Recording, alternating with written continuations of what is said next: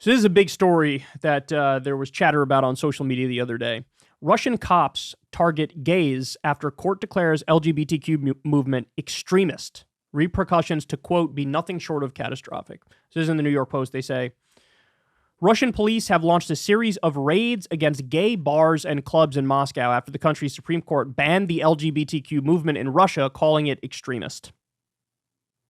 By the way, what does that mean? What does that mean? So, like, what? If you're in favor of gay marriage, you're an extremist? If you're in favor of non-discrimination protections, you're an extremist? What does that mean? And I think they would say yes to what I just said. So, I don't know, man. Sounds to me like if you're on that side, that's pretty extremist. Cops in the Russian capital targeted gay clubs, a nightclub, a male sauna, and other venues Friday after the court's decision, which effectively banned the LGBTQ community. The ruling comes in the wake of a lawsuit filed by the government's Justice Ministry and is part of Russian strongman Vladimir Putin's long-running war against the gay community. Quote, it will affect countless people and its repercussions are poised to be nothing short of catastrophic. Marie Struthers, regional director for Eastern Europe and Central Asia for Amnesty International, told the Associated Press of the ruling.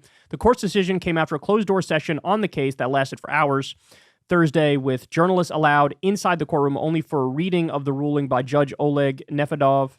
Few details of the deliberations by the court, Russia's highest, were made public, with authorities only disclosing that signs and manifestations of an extremist nature were identified in the LGBTQ movement, including incitement of social and religious discord.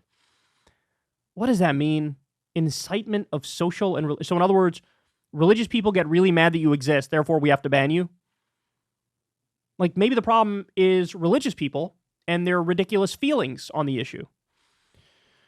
Critics question the legality of the move, including the Justice Ministry's authority to file the lawsuit. Igor Kochetkov, founder of the Russian LGBT network, was amongst those who tried to block this effort. Quote, we tried to find some legal logic in this absurdity, Kochetkov said before the ruling. We tried to appeal to the Supreme Court's common sense and say, look, here I am, a person who's been involved in LGBT activism for years, who's been promoting these ideas of defending human rights, mind you, he said, and this lawsuit concerns me.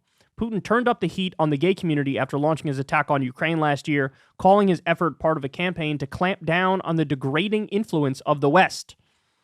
See, now that's amazing. So he views the existence of gay people and gay people asking for their rights.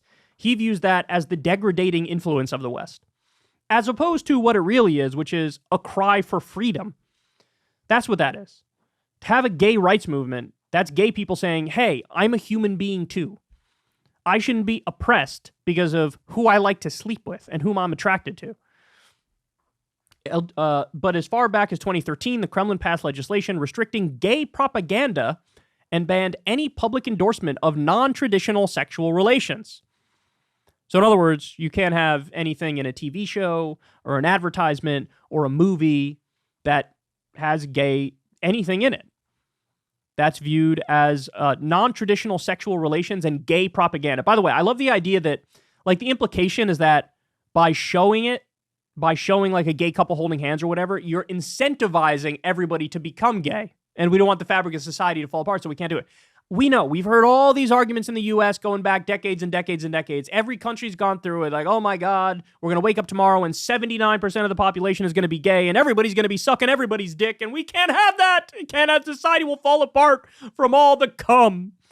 And it's like, that's not what happens. The way it really works is there's a certain percentage of the population that is gay.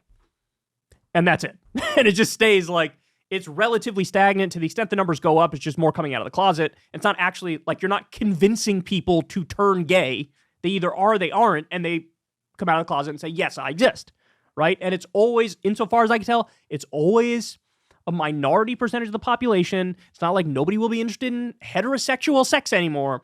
But this is like the religious extremist mental gymnastics that they go through. And by the way, a lot of these religious leaders usually are gay. And so when they say we fear everybody's going to go gay, it's because they have gay feelings themselves. The 2020 government reforms that extended Putin's term as president by 2 terms included a provision that outlawed same-sex marriage in the country. The Russian Supreme Court has not commented further on its ruling. So anyway, look, it's bad enough as it is. It already was bad, but raiding gay clubs, raiding any sort of LGBTQ space, criminalizing the existence of gay people, See, the thing that shocks me the most is I take the exact opposite view seems more intuitively correct to me vis-a-vis the war in Ukraine. So they're like, we need to clamp down on the domestic front in order to maintain, our superiority in the war. Like, that's their thinking. But I would take the exact opposite approach. You want to allow social freedoms at home, at least in an attempt to appease the population as you wage your unpopular war, right?